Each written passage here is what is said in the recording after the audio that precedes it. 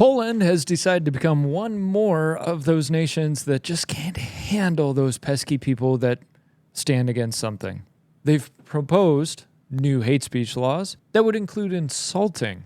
And for that joy of insulting something like LGBTQ stuff, you could get 3 years. What you'll notice is this globalist, left-wing, centralizing power idea of censorship, stopping people from being able to say what they want to say. Here in America, obviously, we say, well, we have the First Amendment, and that's great.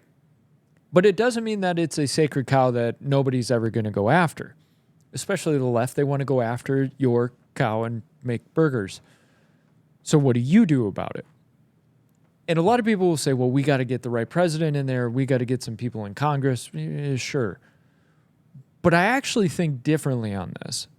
It's not that the national stuff isn't important, but what are we doing at the local level? What are we doing for the school boards, the county commissions, the city councils? What are we doing for the sheriff?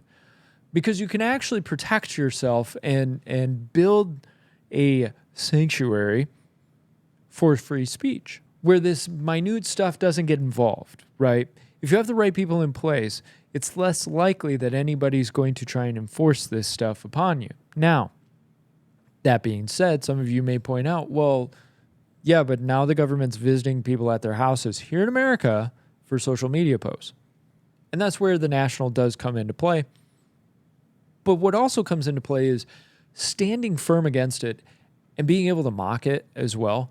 And I know we as conservatives, sometimes we get a little fishy about, okay, should we actually mock stuff or should we be serious about it? No, mock it.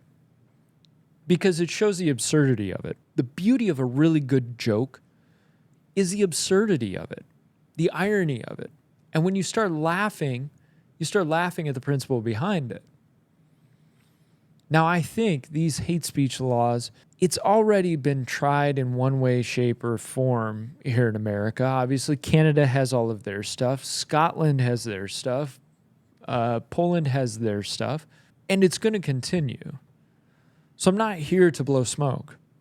It is going to continue. So the question is, how do you respond? What do you do about it? Do you sit around and whinge online about how bad and awful this is? Or do you go out and do something? And that's where I want the encouragement to be for you is it's time to stand up. It's time to not be afraid. I'll give a perfect example. J.K. Rowling is not going to stand down. And there's talk that she could get imprisoned for years in Scotland because of what she says against the trans community. And more power to her for standing firm and standing in her belief and not allowing herself to be kowtowed into all of this, to be scared, to sit in passivity. She's going to stand firm, and we salute her.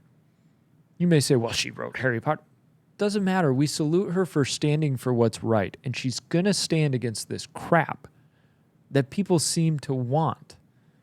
But the truth of it is, so few people actually want it.